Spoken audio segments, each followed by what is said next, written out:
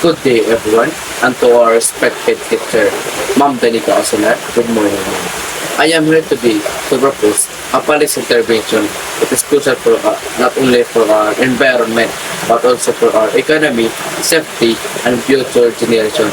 My policy page focuses on illegal logging and deforestation in Philippine forest. Despite having laws in place, illegal logging continues to destroy large portions of our forests. Trees are cut without permits.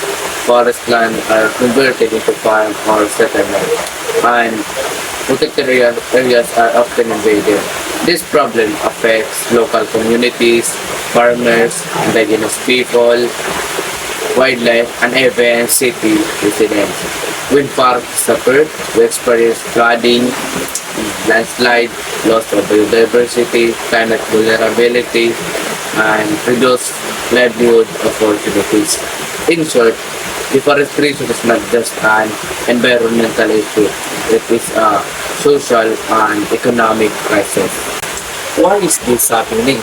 First, weak law enforcement allows illegal loggers to operate without fear of punishment.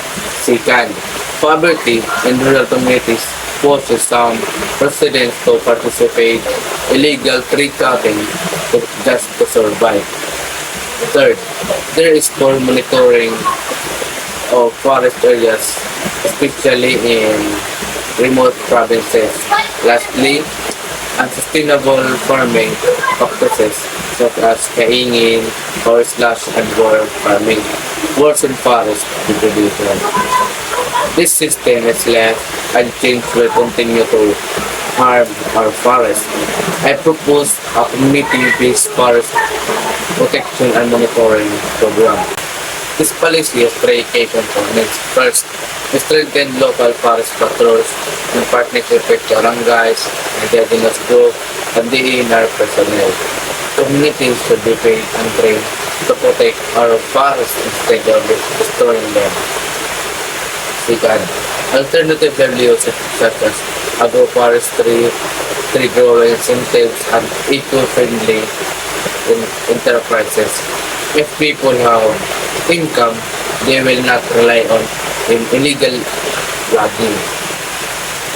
Lastly, stricter enforcement and technology use, including penalties for violators, drone surveillance, and transparent reporting system. By empowering communities and enforcing laws, we protect forests while helping people. Research shows that community-managed forests have lower deforestation rates compared to areas managed only by the national government.